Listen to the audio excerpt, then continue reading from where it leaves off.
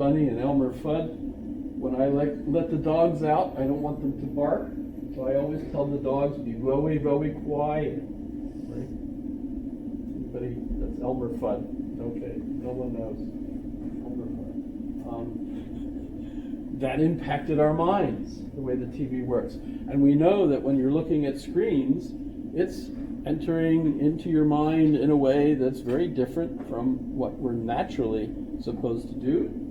Go out and play in the snow, or gather vegetables, where we're seeing things, not on this little digital pixelated screen, right? Or this, right? So as we invent new technologies, one of the things now we're very aware of is that that's going to impact the way your mind processes information. It changes. So reading was the kind of thing that the more you read, the easier it was to read. Because what were you doing? You were doing mental push-ups associated with reading the printed page, right? The more you read, the better a reader you were, right? You want to prepare kids for school, where the school is going to be heavily immersed in reading. What you ought to do is read to your children. When we think about all the children that come to school that are unprepared for school, what happened? They might have lived in homes where parents, for one reason or another, didn't have the time or capacity to read to their children, and then they're competing with children that parents start reading to while they're still in the womb, right? Those are parents out there. I know some of them, right? And it works.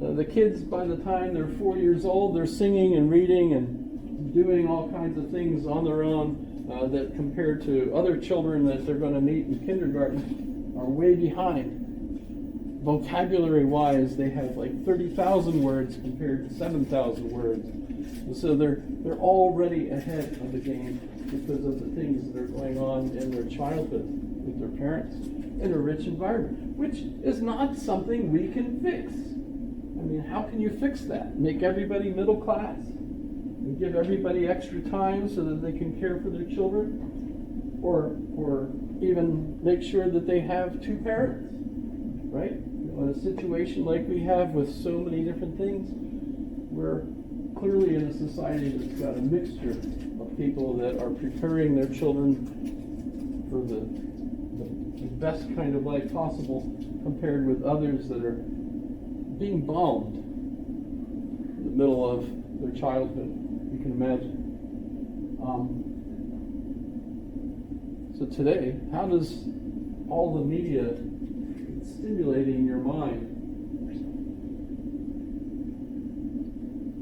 affect you? Is it creating a problem? Is it going to change how you perceive categorical imperatives? Do we have them in a society such as ours? I would go on to argue that in our society, we end up with all four of these traditions publicly available for all of us, so that as you grow, you end up kind of in the middle, where you're going to be aware of Aristotle's kind of ethics, where you want to be concerned about your own flourishing and make sure you're having a good life and being a good person and growing up to be ethical. At the same time, you're aware that you've got communal ethics, community ethics that are important to you, that are dependent on a particular ethnicity and language and things of that sort. So they might not be the same as the folks that live in the house right next to you. Meanwhile, we've got this sense of deontology that comes from the traditional religions. And we've got so many different religions with different points of view, although I would argue that the major religions traditionally seem to move towards that same kind of direction, which is asceticism, actually. And if you think about it, that's not the way a capitalist society works. Lord, won't you buy me a Mercedes-Benz? My friends all drive Porsches. I must make amends. It's a popular song. It was a popular song. I don't know if you ever heard it. It's crazy, in a capitalist society, buy buy, right? What makes the economy tick?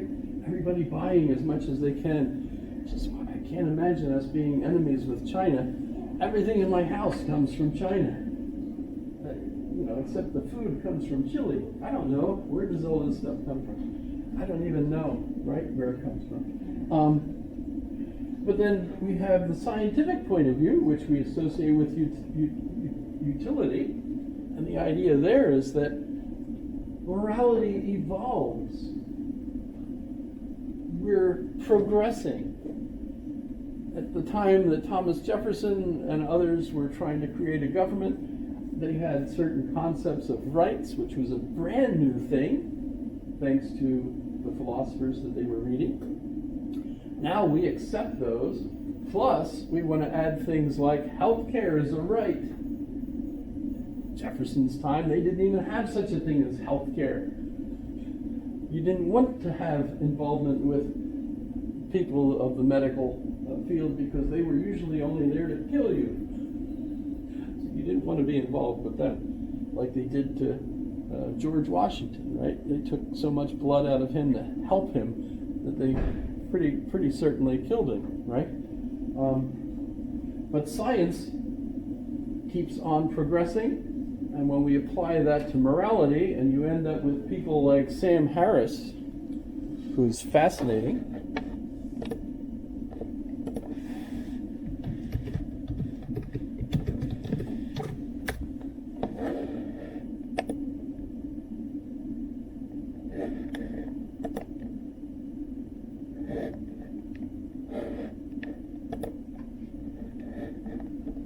I guess we have to watch an advertisement for being in the Guard.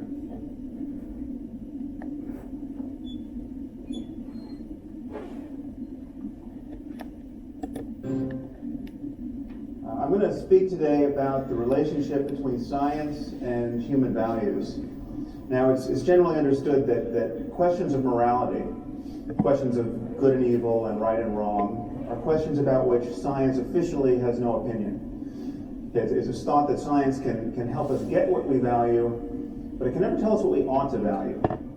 And consequently, most people probably here, think that science will never answer the most important questions in human life. Questions like, what is worth living for? What is worth dying for? What constitutes a good life? So I'm going to argue that this is an illusion, that the separation between science and human values is an illusion, and actually quite a dangerous one at this point in human history.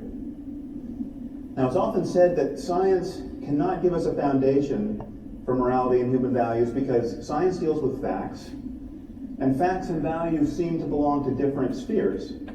It's often thought that there's no description of the way the world is that can tell us how the world ought to be. But I think this is quite clearly untrue. But values are a certain kind of fact. They are facts about the well-being of conscious creatures. Why is it that we don't have ethical obligations toward rocks? Why don't we feel compassion for rocks? It's because we don't think rocks can suffer. And if we're more concerned about our fellow primates than we are about insects, as indeed we are, it's because we think they're exposed to a greater range of potential happiness and suffering. Now, the crucial thing to notice here is that this is a factual claim.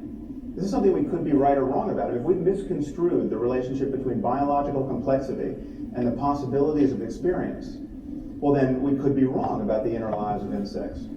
Okay, and there is no notion, no version of human morality and human values that I've ever come across that is not at some point reducible to a concern about conscious experience and its possible changes. But even if you get your values from religion, even if you think that good and evil ultimately relate to conditions after death, either to an eternity of happiness with God or an eternity of suffering in hell, you are still concerned about consciousness and its changes. And to say that such changes can persist after death is itself a factual claim, which of course may or may not be true.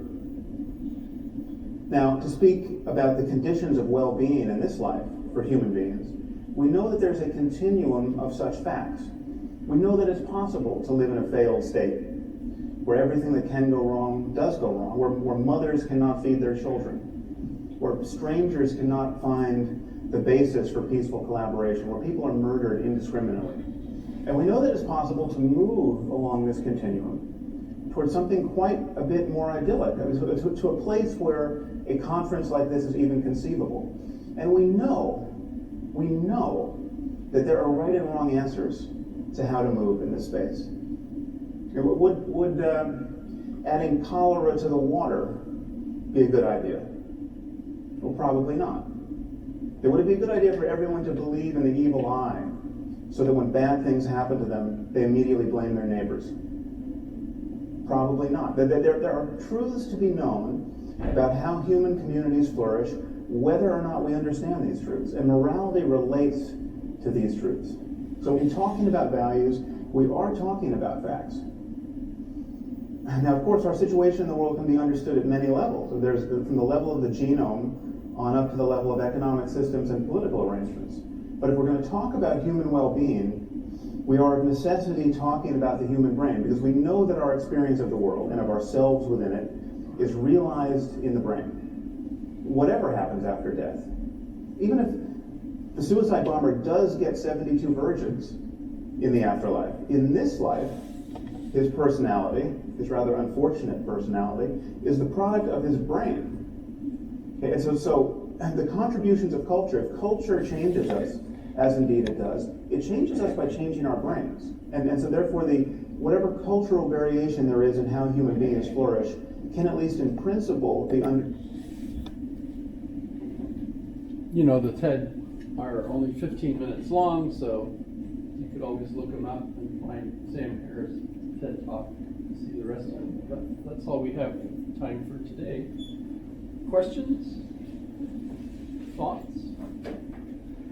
Next class is the absolute peak of our intro course, by the way. We are going to do Hegel, so please come, tell your friends and neighbors. Hegel. Love to haggle over Hegel. When I lived in Berlin, I lived am Hegewinkelstrasse, which isn't the same as Hegel, but it's so close. It's just amazing. I never saw his grave. I didn't point out Kant has a mausoleum that the Russians have built. The Russians are proud of Kant too, and remember, Königsberg is now part of Russia, has been for quite some time. Kant's house was destroyed in one or the other wars. The university was destroyed in one or the other wars, but it's been rebuilt. Yes. So Kant would save the person, or he wouldn't? Like in a scenario? I believe that Kant would get out of the car and try to stop the three thugs from beating her.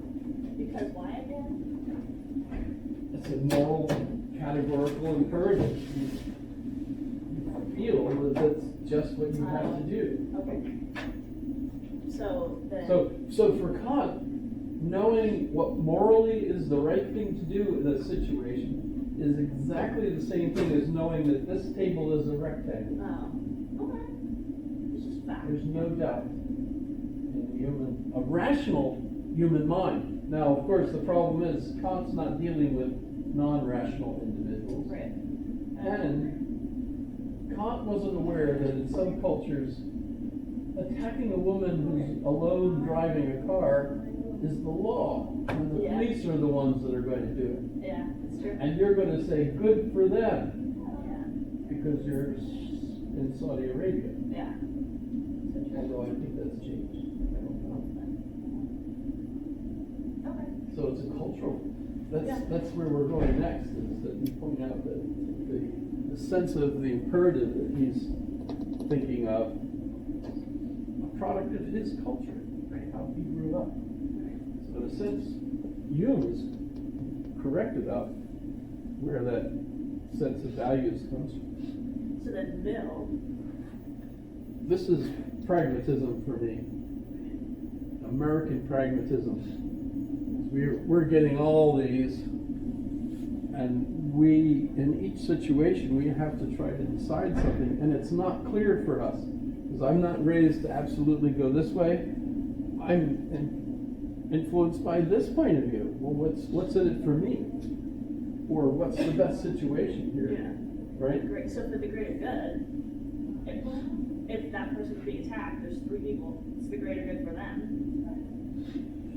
Ooh, that's interesting. Yeah, I was Usually- thinking like how we would respond to the idea that they are morally justified in what they're doing. Like trying to. Apparently she had like bumped her car or something earlier in that. For like onlookers